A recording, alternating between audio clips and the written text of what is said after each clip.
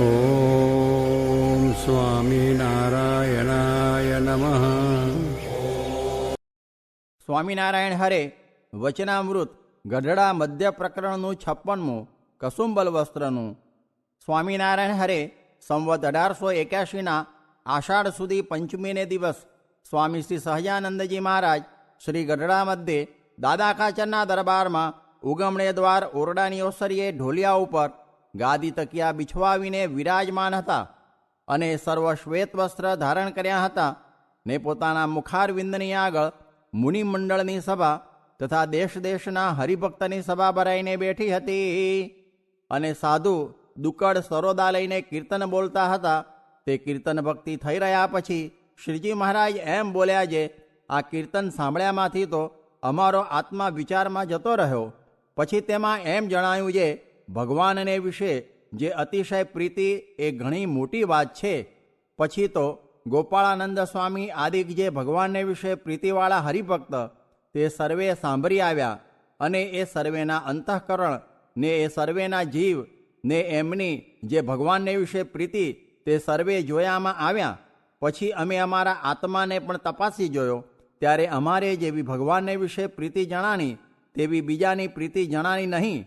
શા માટે જે કાંઈક ભૂંડા દેશકાળાદિકનો જ્યારે યોગ થાય છે ત્યારે એ સર્વે મોટા છે તો પણ કાંઈક એમની બુદ્ધિને વિશે ફેર પડી જાય છે ત્યારે એમ જણાય છે અંતે પાયો કાચો દેખાય છે. તે સારી પેઠે જો કોઈક ભૂંડા દેશકાળાદિકનો યોગ થાય તો ભગવાનમાં પ્રીતિ છે તેનું કાંઈ ઠેકાણું રહે નહીં. માટે એ સર્વેને જોતા અમને અમારી કોરનું ઠીક ભાષે છે જે ગમે તેવા ભૂંડા દેશકાળાદિકનો યોગ થાય પણ કોઈ રીતે અમારું અંતઃકરણ ફરે નહીં અને ભગવાનને વિશે પ્રીતિ તો તેની જ સાચી છે જેને ભગવાન વિના બીજા કોઈ પદાર્થને વિશે પ્રીતિ જ ન થાય.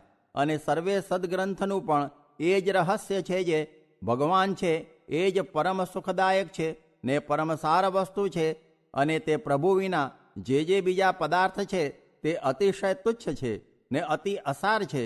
અને જેને ભગવાન જેવી બીજા પદાર્થમાં પણ પ્રીતિ હોય તેનો તો ઘણો જ પાયો કાચો છે.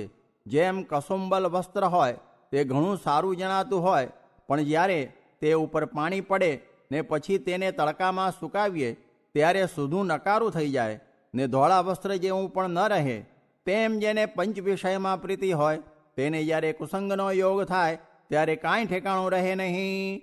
માટે જે ભગવાનનો ભક્ત હોય તેને તો ભગવાનને રાજી કર્યા સારું પંચ વિષયનો અતિશય ત્યાગ કર્યો જોઈએ.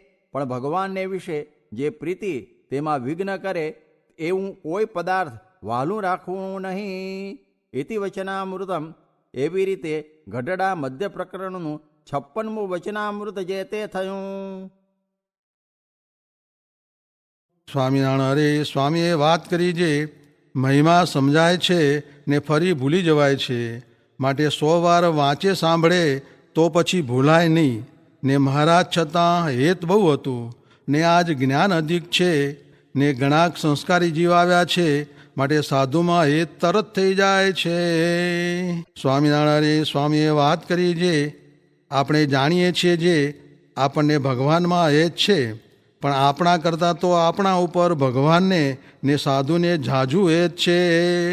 સ્વામિનારાયણ સ્વામીએ વાત કરી જે વણથળીમાં વાત કરી જે આ વણથળી ગામ કોઈકને આપે તો તે ગાંડો થઈ જાય ને વળી વડોદરો આપે તો વાત જ શી કહેવી. ને આપણને તો કરોડ વડોદરા મળ્યા છે તે એમ પણ કહેવાય નહીં. ને હવે તો દેહ રહે ત્યાં સુધી બાજરો ખાવો ને પ્રભુ ભજવા ને રોટલા તો ભગવાનને દેવા છે ને સાધુને દેવા છે તે આપશે. ને દેહ પડશે કે ભગવાન પાસે જઈને બેસવું છે તે જેમ અંગરખું ઉતારી મૂકે તેમ દેહ પડ્યું રહેશે એમ વાત કરી. સ્વામિનારાયણ સ્વામીએ વાત કરી જે આજ ભગવાન અક્ષરધામ સહિત અહીં પધાર્યા છે તેના સ્વરૂપનો પરભાવ સમજાતો નથી એ જ મોટું પાપ છે. માટે જાદવ જેવા ન થવું પણ ઉદ્ધવજી જેવા ભક્ત થવું. ને મોટા સાધુ હોય તેને બીજા જેવા કહેવા તથા બીજાથી ઉતરતા જેવા કહેવા એથી એનો દ્રોહ થાય છે. ને આજ જેવી વાતો થાય છે ને સમજાય છે તેવી કોઈ દિવસ સમજાણી નથી. સ્વામિનારાયણ હરે સ્વામીએ વાત કરી જે ચંદ્રમાનું પ્રતિબિંબ જળમાં પડે છે ત્યારે તેને જોઈને માછલું રાજી થાય છે ને એમ જાણે છે આ પણ આપણા જેવું માછલું છે. પણ જેવો ચંદ્રમા છે ને જેવું તેનું મંડળ છે ને જેવું તેમાં તેજ છે ને જેવું તેનું ઐશ્વર્ય ને સામર્થ્ય છે તેને માછલું જાણી શકતું નથી. તથા જેમ સમુદ્રમાં વાણ ચાલ્યું જતું હોય તેને મોટા મચ્છ હોય તે જોઈને મનમાં એમ જાણે છે આ આપણા જેવો મચ્છ છે તે ચાલ્યો જાય છે પણ જેવું વાણ છે ને સમુદ્ર તારે એવું છે ને લાખો કરોડો રૂપિયાનો માલ લઈ જાય છે ને લાવે છે તેને જાણી શકતો નથી. તે તો દૃષ્ટાંત છે ને એનું સિદ્ધાંત તો એ છે જે જેવા મહારાજ છે ને જેવા મહારાજના સંત છે ને જેવા તેમના સ્વરૂપ સ્વભાવ ગુણ ઐશ્વર્ય ને સામર્થ્ય છે તેને જાણતા નથી. જેમ માછલું ને મચ્છ પોતે પોતા જેવા જાણે છે તેમ જે મનુષ્ય છે તે પોતા જેવા જાણે છે પણ જેવા છે તેવા જાણતા નથી. એમ કહીને શ્લોક બોલાવ્યો જે અવજાનંતી મામ મૂઢા માનુષીમ તરુમાશ્રિતમ પરમ ભાવમ જાનંતો મમ ભૂત મહેશ્વરમ. એવા જે મૂર્ખ છે ને મૂઢમતી જીવ છે તે મનુષ્ય જેવા જાણે છે પણ અનંત કોટી જીવોને ભ્રમરૂપ કરીને અક્ષરધામમાં લઈ જાય એવા છે એમ તેને જાણતા નથી. એ અજ્ઞાન છે. સ્વામિનારાયણ હરે સ્વામીએ વાત કરી છે આપણે ખોટ કેટલી છે તો જેવા મળ્યા છે તેવો મહિમા જણાતો નથી ને જેવો લાભ થયો છે તે પણ જણાતો નથી. જેમ ગાયકવાડનો છોકરો મૂળા સારું રૂએ એટલી ખોટ છે. સ્વામિનારાયણ હરે સ્વામીએ વાત કરી છે પંચાળાનું 7મું વચનામૃત વંચાવીને સ્વામીએ વાત કરી છે આ પ્રગટ ભગવાનને નિર્દોષ સમજેથી કાંઈ કરવું બાકી રહેતું નથી ને ચમત્કાર જણાય તો શેખજીની પેઠે જીરવાય નહીં ગાંડું થઈ જવાય. માટે કસર જેવું રાખ્યું છે. ભગવાનને નિર્દોષ સમજ્યાથી નિર્દોષ થઈ રહ્યો છે ને દોષ જણાય છે તે તત્વના દોષ છે ને નિર્દોષ તો એક ભગવાન જ છે ને દેશકાળ તો ભગવાનને ન લાગે જીવને તો લાગે કારણ કે પ્રારબ્ધ કર્મે દેહ છે તે ખોટા પ્રારબ્ધનો થર આવે ત્યારે દેશકાળ લાગે પણ ઉપાસ્ય મૂર્તિને નિર્દોષ સમજ્યાથી એ દોષે રહિત થઈ રહ્યો છે. સ્વામિનારાયણ હરે સ્વામીએ વાત કરી છે મનુષ્ય ભાવ દિવ્ય ભાવ એક સમજ્યા હોઈએ ને નિશ્ચય કર્યો હોય પછી ભગવાન ડગમગાટ કરાવે ને ફેરવવાનું કરે તો પણ ફરવું નહીં. જેમ નિત્યાનંદ સ્વામી ન ફર્યા તેમ. સ્વામિનારાયણ હરે સ્વામીએ વાત કરી છે સત્સંગ સાધુ ને ભગવાન જેવા મળ્યા છે તેવા ઓળખાતા નથી ને મનુષ્ય ભાવ રહે છે. જેવો લાભ થયો છે તેવો લાભ પણ ઓળખાતો નથી ને મનુષ્ય ભાવમાં દિવ્ય ભાવ છે તે મનાતો નથી ને ઉપવાસ કરે પણ આમ સમજાય નહીં. કેમ જે મૂલમ નાસ્તિ કુતઃ શાખા. પામર તો પરચા માગે પણ એક શ્રી કૃષ્ણને ઉર્ધ્વરેતા કયા છે ને નરનારાયણને કયા છે. એવા તો આજ મૂળજી બ્રહ્મચારી ને માયારામ ભટ્ટ શેર ઘી જમે ને ગાંઠ થાય નહીં ને 2000 માણસ સ્ત્રીઓ સહિત ભેળા રહેતા તો પણ કામનાનો ગાંઠ થાય નહીં. જીતેન્દ્રિય શાસ્ત્રમાં લક્ષ્મણજી આદિક 2 કયા છે ને અનુવૃત્તિવાળા કૃષ્ણાવતારમાં 3 કયા છે ને ભીડો ખમ્યામાં 3 કયા છે ને આજ તો આખા સત્સંગમાં એ 3 ગુણે યુક્ત છે. એ જ મોટો પરચો છે. માટે જેમ છે તેમ ઓળખવું. સ્વામિનારાયણ હરે સ્વામીએ વાત કરી છે જેમ ભગવાન કરે તેમ થાય. આ અમને કઠોદર થયું હતું તે કોઈને ન મટે ને તે મટ્યું ને આવરદા પણ 25 વર્ષ થયા નથી ને આ 2 વર્ષ થયા એટલે સંવત 1918માં મોત આવીને પાછું ગયું. તે જેમ ભગવાનને ગમતું હશે તેમ થશે. સ્વામિનારાયણ ભગવાનની જય. અક્ષર પુરુષોત્તમ મહારાજની જય. ગુણાતીતાન સ્વામી મહારાજની જય. ભગતજી મહારાજની જય. શાસ્ત્રીજી મહારાજની જય. યોગીજી મહારાજની જય.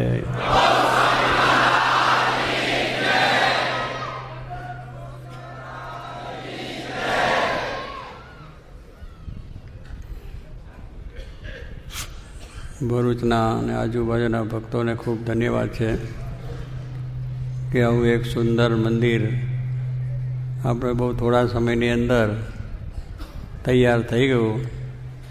અત્યારે બધાને ખૂબ દર્શનનો સુખ આવે છે, સમાગમ સંતોષ એટલે આવે છે.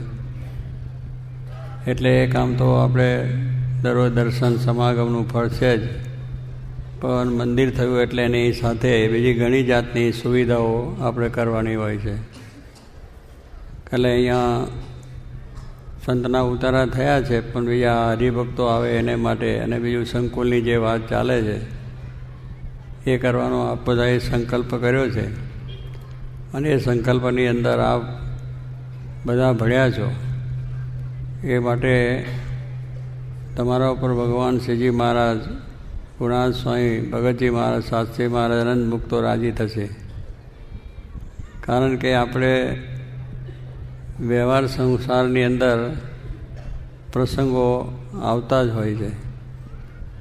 દીકરીના લગ્ન આવે, દીકરાના લગ્ન આવે, કોઈ કાકા, ફુવા, મામા, ભાઈ, બૈરા, ત્યાં ઘણા પ્રસંગો આવે છે. બીજા પણ પ્રસંગ વ્યવહારિકના આવે, ધંધાના પણ આવે. એટલે બધા જેમ પ્રસંગો છે એમ એક આત્માના કલ્યાણ માટેના પ્રસંગ. પહેલાં દેહનો વ્યવહાર છે એટલે દેહના વ્યવહાર માટે બધું કરવું જ પડે કે ભાઈ આ વર્ષે દીકરાના લગ્ન થયા અને બીજી વર્ષે દીકરીના લગ્ન આવ્યો, કે બીજી વર્ષ કેમ લગ્ન આવ્યું, પણ એ તો કરવું જ પડે, કારણ એ થઈ ગયેલું છે. કઈ વરી આપણા સગાવાલાના આવે, કોઈ મિત્રોના પણ આવે, તો એની અંદર આપણે કંઈક જઈને યોગદાન કરવું પડે છે, વ્યવહાર લઈને છે એને કરવાનું છે. એમ આપણને પણ કે આપણે આ બધી સેવા થઈને વળી આ પાછું બીજું ક્યાંથી આવ્યું, પણ એ આપણા શાસ્ત્રોની અંદર કયા પ્રમાણે આપણે જેમ વ્યવહાર સંસારના પ્રસંગોને ફરજિયાત રીતે કરવું પડે છે. અને એ રીતે કરીએ તો સંસાર વ્યવહારમાં આપણને સારું લાગે. એમ આત્માના કલ્યાણ માટે કે આપણે આ સેવા કરવાની આવી, આ જાતનો પ્રસંગ આવ્યો તો એ ચાલ્યા જ કરે છે. પેલું જેમ વ્યવહારનું છે નિરંતર ચાલ્યા જ કરે છે, દર વર્ષે મહિનામાં 2-3 બધું ચાલ્યા જ કરે છે. એમ આ પણ આપણને છે. એટલે એ પ્રસંગોને આપણે બહુ સારી રીતે ઉજવીએ છીએ. એનું કારણ શું કે આપણે ભગવાન શ્રીજી મહારાજનો આશરો છે અને એ આશરાથી આપણું કલ્યાણ છે, આપણો મોક્ષ છે. તો એને માટે પણ આપણે કરવું જોઈએ અને કરો છો. કારણ કે દેહને માટે જેમ કરીએ છીએ, બહુ સંસાર માટે કરીએ છીએ. અને એક દુકાન હોય તો 2 દુકાનો કરીએ, એક ફેક્ટરી હોય તો 2 કરીએ, 5 કરીએ, 10 કરીએ, એવું જે પણ ચાલ્યા જ કરે કે એમાંથી લાભ લેવો છે. એમાં આ પણ આપણે એક લાભ છે, કારણ આત્માનો લાભ છે, આત્માનો મોક્ષ કરવો છે. જે ભગવાન મળ્યા છે એના ધામને પામવું છે, તો એને માટે પણ કરવું. એ ક્યારે થાય કે મારા કે જીવમાંથી મહિમા સમજાયો હોય તો, મહિમા સમજાયો હોય તો જ થાય, ને કે થાય નહીં. દેહના સુખને માટે સગા સંબંધીઓની વિશે આપણે જેમ આત્મબુદ્ધિ છે અને એને માટે આપણે મહિમા સમજ્યા છે કે આપણું કુટુંબ છે, આપણો પરિવાર છે, આપણો સમાજ છે, તો કરવું જ પડે. અને એ મહિમા સમજીને કરીએ છીએ. એવી રીતે આ પણ એક મહિમા છે કે આપણા આત્માનું કલ્યાણ છે અને ભગવાન શ્રીજી મહારાજના આશીર્વાદથી છે. તો એમને પણ આપણા માટે આ શરીર આપ્યું, બુદ્ધિ આપી, શક્તિ આપી, પૈસા કમાયા બમાયા બધું થયું. તો દેહને માટે કરીએ છીએ, એવું જ આ ભગવાન માટે પણ આપણે થાય, એ આપણી ભાવના છે. અને એ ભાવના છે તો જ આપણે અત્યારે આ સેવાઓ બધી થાય છે અને કરીએ છીએ. વાળે આવે એટલે આપણે એમ થાય કે આ તો અમનો કર્યું તો પાછું ફરી ક્યાંથી આવ્યું. પણ આ એક વિચાર કરવાનો છે, સંસાર માટે છે, દેહને માટે છે, આત્મા કલ્યાણ માટે. અને બીજું કે આપણે જે કંઈ કમાઈએ છીએ એને દ્રવ્ય શુદ્ધિ પણ કહેવામાં આવે છે. એટલે દ્રવ્ય શુદ્ધિ એટલે વ્યવહાર સંસારમાં વાપરીએ છીએ તો આપણે છે જ, પણ ભગવાનને અર્થે જે વાપરીએ એ શુદ્ધિનું કહેવાય. કે એની અંદર આપણે જાણે અજાણે કંઈ પણ એમાં થાય, ધંધામાં, ખેતીમાં, વાડીમાં ભૂલચૂક થઈ હોય, કંઈક આવી રીતના આપણામાંથી કંઈક પ્રશ્નો એવા કાર્ય થઈ ગયું હોય, તો એ બધું જે કંઈ આપણને જાણે અજાણે પાપ થયું એનું નિવારણ કરવા માટે, એ ધંધા કરવાની અંદર કંઈક થઈ ગયું હોય તો એને નિવારણ માટે, શુદ્ધિ માટે છે. અને દ્રવ્યની શુદ્ધિ થાય એટલે પછી મહારાજ કે આપણને બીજી રીતે ખૂબ અનુકૂળ ને સારો લાભ થાય છે. એટલા માટે શ્રીજી મહારાજે આપણને શિક્ષાપત્રીની અંદર પણ વાત કરી છે કે અમારા આશ્રિત ભક્તો છે અને શિક્ષાપત્રી આપ બધા વાંચો છો અને વાંચતા હશો, તો એમાં લખ્યું છે કે 10મો 20મો ભાગ કયો કે જે તમે કમાણી કરો એમાં તમને જે નેટ નફો થાય એમાંથી 10% ભગવાનને આપવાના. એટલે 100 રૂપિયા હોય તો 10 રૂપિયા આપણે આપવાના, 90 આપણે વાપરવાના. પછી આપણા વ્યવહારમાં, સંસારમાં, કાર્યમાં, બીજામાં, ત્રીજામાં જે કંઈ આપણા કાર્યો છે એમાં એ રીતે વાપરવાના. એટલે આપણે એવા પૈસા તો કેટલાય આપણે વપરાતા હોય. આપણા છોકરાના લગ્ન થયા હોય ને પાછું બીજું આવે તો એનું કરવું જ પડે.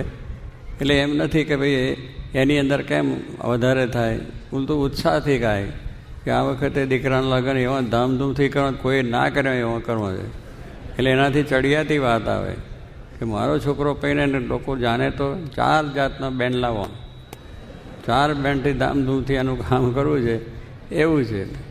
અને કેટલાકને પોતાના બાપ ધામમાં ગયા હોય તો પેલા આખું ગામ જમાડે, અને બીજાને પાછું એવું થાય કે એને આખું ગામ જમાડ્યું છે, મારો બાપ મર્યો તો કે એનાથી હવાયું કરું, આખા બાજુબાજુના બધાને તેડાઈને કરાવું.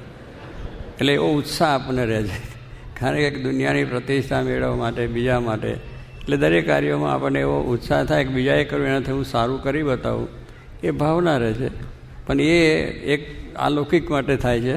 ત્યારે આત્માના કલ્યાણ માટે પણ આપણને એવો ભાવ હોય કે ભાઈ આ વખત સેવાથી મારે હવાયું થાય એવું કરવી છે, એવો મહિમા છે.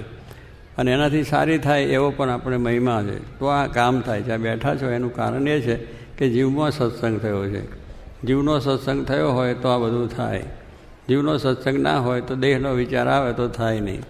પણ જીવમાં ભગવાનને સંતને રાજી કરવા છે, અને એટલા માટે આપણે આ સેવા થાય છે. તો અને જે મહારાજે પાછું 2 લખ્યું છે કે જે બહુ સારા પૈસાદાર સુખી હોય એ 10મો ભાગ કાઢે, અને જે માણસને સાધારણ સ્થિતિ હોય એ 5મો ભાગ કાઢે, 20મો ભાગ કાઢે, એટલે 5 રૂપિયા, પેલા 10 રૂપિયા, એટલે 5 રૂપિયા આપે.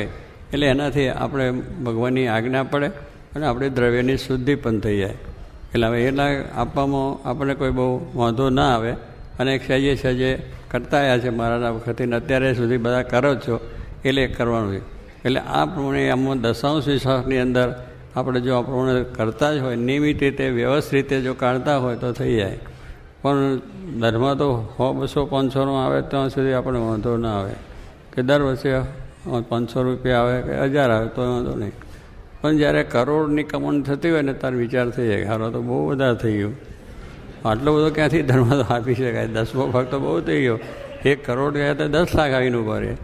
એટલે આમ જ્યારે વધારે થાય છે ત્યારે એ થાય, પણ પેલું વધારે આમાં થાય ત્યારે ખબર નથી કે તો પછી આના 1ના બંગલા 2 કરે ને 2ના 4 કરે, 1 વેપારમાં 2 વેપાર, એમાં જ્યારે કમાણી થાય ત્યારે એ વિચાર આવે છે.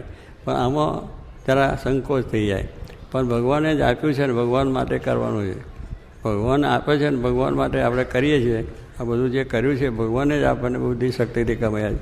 એટલે આ વિચાર ક્યારે છે કે આપણો દૃઢ જીવનો સત્સંગ થયો હોય, આવો આપણને મહિમા સમજાયો હોય કે ભાઈ આને માટે કરવું પડે છે, ફરજિયાત કરવું પડે છે. વ્યવહારની અંદર બીજી ત્રીજી રીતે સરકારનો ટેક્સ પણ ભરવો પડે છે. હવે એ ઘડી કંઈ ના પડે કે ભાઈ ગઈ વખતે અમારે 500 આવ્યા હતા ને અત્યારે 5000 ક્યાંથી આવ્યા, પણ એટલું કમાય એટલે આવ્યા, એમાં કંઈ ખોટું શું છે? એમાં ખોટું નથી, પણ એમાં વિચાર આવે કે એને ટેક્સમાં આપણે ભરીએ છીએ. એમ આ પણ આપણે વધારે કમાઈએ તો વધારે સેવા થવાની. આપણી આ છે સેવા એટલી જ છે, ભગવાન માટે છે. આપણો વ્યવહાર એમાંથી સારો થવાનો હોય. પણ આપણે જો આ બધું સમજ્યા હોય તો આ કામ થાય છે કે દશાંશ વિશાંશનો, તો આ મંદિરોની સેવા થાય અને મંદિરોની વૃદ્ધિ થાય અને આમાં કામ થઈ જાય. કારણ કે આ બધું કરીએ છીએ કોને માટે? આપણા માટે. આ મંદિર થયું છે એ પણ આપણે માટે જ. આપણે સેવા કરી છે અને આપણે જ લાભ લેવાનો છે. જેટલા સત્સંગીઓ બધા આજુબાજુના સેવા કરી છે એને જ દર્શન, આવો છૂટથી દર્શન કરો, કથા વાર્તા કરો, બીજું ત્રીજું કરો. અહીં આવશે તો બાલારી પકડો તો એમને રહેવા માટેની સગવડ, જમવા માટેની સગવડતા, સભા મંડપની સગવડતા, આ બધું શું કંઈ આપણા જ માટે છે. જે કંઈ કરીએ છીએ બધું આપણા માટે. જેમ દેહના કાર્યો બધા આપણા સુખને માટે કરીએ છીએ, એમ આ પણ એક આપણા સુખને માટે, કે ભગવાન રાજી થાય, આત્માનું કલ્યાણ થાય, ભગવાનના ધામમાં પહોંચાય, એટલા જ માટે કરીએ છીએ. તો એવો જો ભાવ છે તો આપણે કરી શકીએ છીએ અને કરવાની વસ્તુ છે. એટલે મહારાજે કહ્યું કે આવું જે શુભ કાર્ય, એની જે સેવા અને એની જે આપણને લાભ છે એ એક ભગવાનની આપણા પર કૃપા છે કે આપણને આવો એક લાભ આપે છે. જેમ આપણા વ્યવહારમાં કોઈ પ્રસંગ આપણને મળે તો હો ભગવાનની દયાથી મને આવો પ્રસંગ થયો, એમ આ પણ એક છે પ્રસંગ છે આપણો. આપણે જે આત્માના કલ્યાણ માટે ભગવાન માટે જેટલું કરીએ છીએ એટલું આપણે સુખને માટે છે. તો એવા સત્સંગનો મહિમા જીવમાં જ્યારે હોય ત્યારે આ બધું બને છે. બાકી પૈસો છૂટવો બહુ કઠિન છે. પૈસો છે એ છૂટે નહીં. મારા જોગીમાન શાસ્ત્રીમાં કહેતા કે બહિર પ્રાણ છે, પેલો અંત પ્રાણ છે ને, પણ આ પૈસો છે બહિર પ્રાણ છે. એ કાઢવો બહુ કઠિન વચન. વિચાર આવે કે આટલા બધા કેમ અપાય, આટલું કેમ અપાય, પણ એને બધા પોટલી છોડી નાખે, તિજોરી છોડી નાખે. કારણ કે લોકો પ્રતિષ્ઠા વધે, ફલાણું થાય, ઢીકણું થાય, માન મોટપ માટે, કીર્તિ માટે છે. ત્યાં આપણને એ નથી થયું. આપણી કીર્તિ તો કેટલી મોટી છે. ભગવાનના દર્શનથી આત્માનું કલ્યાણ થાય, મોક્ષ થાય. અનંત જન્મથી ભટકતા આ જન્મે પૂરું થઈ જાય, કલ્યાણ થઈ જાય, એવી વાત છે. શાસ્ત્રો એનો મહિમા બહુ જ કયો છે આપણને કે પુણ્ય આ જે કરવાનું છે, સુપાત્રે પુણ્ય કહ્યું. કુપાત્ર તો બધું ઘણું જાય છે, ઘણા જાતના બધામાં આપણે આપીએ છીએ. આ તો સુપાત્ર કહેવાય. અને એ શુદ્ધ આપણે એની એ થાય. તો કહેવાનું શું છે કે એ આપણે કરીએ છીએ એમાંથી આપણને શાંતિ મળે, સુખ મળે, બીજું ત્રીજું મળે. બાકી બીજી રીતે આપણા પૈસા આપણે જાય છે. છોકરો છે એ બીજી રીતે ચડી ગયો હોય તો આપણે કેટલું નુકસાન કરે, પૈસા વાપરી નાખે, જુગાર રમે, બીજી રીતે ખોટા ખર્ચા કરે, એવું બધું થાય છે. તો આપણે રહે છે ને આ એક સંવાદ છે. તો આપણે એક જરા સેવા થશે, વધારે થશે તો આપણે રાજી થવાની વસ્તુ છે. તો મહારાજે કહ્યું છે કે આપણે મહારાજે કે પોતાનું ધન, ધામ, કુટુંબ, પરિવાર ભગવાનને સંતને અર્થે કરી રાખવું. શું કહ્યું? પોતાનું ધન, કેટલા પૈસા બધા હોય, બધા ધન, પછી ધામ એટલે આપણો મકાન, બંગલા, મોટર, બધું ધન, ધામ અને કુટુંબ, જેટલું કુટુંબ આપણું હોય એ ધન, ધામ, કુટુંબ ને પરિવાર, આપણો પરિવાર, આ બધું છે એ ભગવાનનું છે. ભગવાન માટે કરી રાખવું. કરી રાખે કે નહીં? આપણે દેહ છે એ બૈરા, કુટુંબ બધા માટે, સંસાર વ્યવહાર માટે કરી રાખ્યા છે. એના માટે કેટલું દુઃખ, ગમે તેટલું દુઃખ પડે તો એને માટે કરીએ છીએ. એને માટે કરી રાખ્યું છે એવો ભાવ છે. એમ શું કે આ એક ભાવ છે એવો દેહને વિશે છે, એવો જ ભગવાનને માટે કરવો. કે આને માટે પણ આપણે કરવું જોઈએ, એટલે એને માટે અર્પણ. હવે પેલાને તો માટે આપણે કરીએ છીએ, કરવું પડે છે ને થાય છે. તને આને માટે શું કહે છે? ધન, ધામ કરી રાખવું. પૈસા કરોડ તમારી પાસે રહે, તમારે બધા વાપરવાના અને એનો હિસાબ કિતાબ રાખવાનો. તમારો પૈસા છે, કુટુંબ, પરિવાર એ તમારા જ ઉપયોગ લેવાનો છે, પણ એક કરી રાખવાનું. પેલું જેમ કમાઈએ છીએ કુટુંબ માટે છે, સમાજ માટે છે, બધા માટે કરીએ છીએ, એવું વિચાર કરી રાખવો. જ્યારે ભગવાનની ઈચ્છા થાય અને ભગવાનને આ કામ આવું કરવું હોય ત્યારે જે આજ્ઞા કરે એ પ્રમાણે સેવા કરી નાખવાની. એટલે અર્પણ થયા બરાબર. તમારા ગજવામાંથી બેંકમાંથી લઈ નહીં જાય, તમારા બેંકમાંથી કે કમાથી તેમાં લેવાની વાત નથી. પણ તમે જો કરી રાખ્યું હોય, તમે જો પોતાના કુટુંબ માટે અર્પણ થવું હોય તો તમારી પાસે હોય તો ધડ લઈને આપી દો ને, કે ચાલો ભાઈ ગમે તે પણ આ કરો આપણા માટે. એવી રીતે આ કરી રાખવાનું. રહેવાનું આપણી પાસે, વાપરવાનું આપણે, ઉપયોગ આપણે કરવાનો, વ્યવસ્થા આપણે કરવાની. પણ જ્યારે આ મહિમા સમજાયા હોય તો ભગવાનને સંતને માટે થાય કે ભગવાને કે આટલું કામ કરવું છે, કે આ જે કરવું છે, તો એ જેટલું ભગવાનને અર્થે કામ આવ્યું એ નિર્ગુણ થયું ને એનું કલ્યાણ થાય. આપણા ઘરમાં ભગવાન કંઈ બંગલો લઈ લઈને લે, પણ એની અંદર આવે, પધરામણી કરે, કથા વાર્તા કરે, એ ઉપયોગ આવ્યો તો એ ભગવાનને અર્થે થયું કહેવાય. અને આપણે એ રીતે દરેક કાર્યમાં જો કરીએ થઈ જાય. દાદા ખાચરના ભક્તની વાત કરીએ કે દાદા ખાચરે જો આ પ્રમાણે કરી રાખ્યું હતું, ધન, ધામ, કુટુંબ, પરિવાર બધું, તો મહારાજ ત્યાં 30 વર્ષ સુધી રહ્યા. તો એને કેટલો ભીડો પડ્યો છે. કારણ કે બધું સંતો આવે, ભક્તો આવે, રમાડવા, જમાડવા, ઉતારા, પાણી, બધો ખર્ચો એ પોતે જ કરતા હતા. એટલે એને કહ્યું આ ભગવાનની જ છે, મારું કંઈ નથી. અને ભગવાનને અર્પણ પણ કર્યું, આ તમારું છે તમે જેવું. તો કહેવાનું શું કે એને કરતા સંકોચ ના થયો. જ્યારે મહારાજ કે અમારે ઉત્સવ કરો છે, કરો, ફલાણું તો આ કરો તો કરો.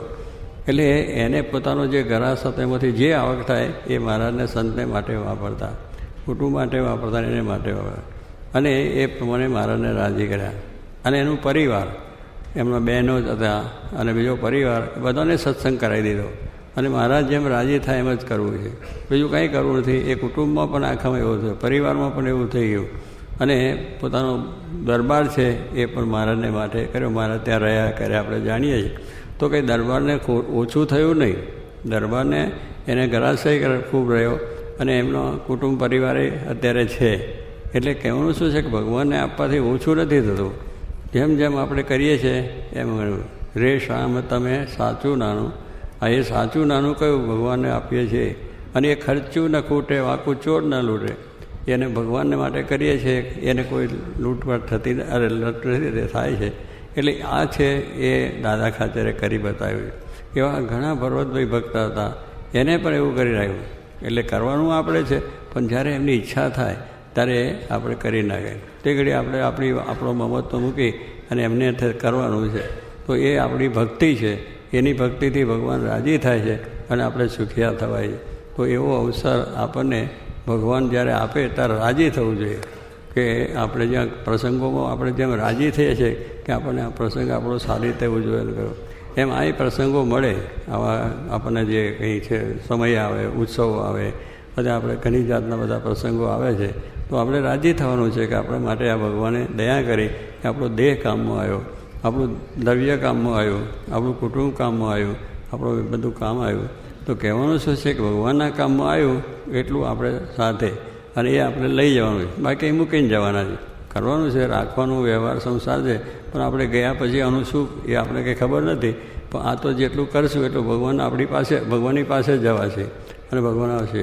એટલે એ રીતે તને, મને, ધને 3 પ્રકારની સેવા કહી જાય કે આવા બધા કામની અંદર સેવા શું? તન એટલે શરીરથી, મન એટલે મનથી, ત્રીજું ધનથી.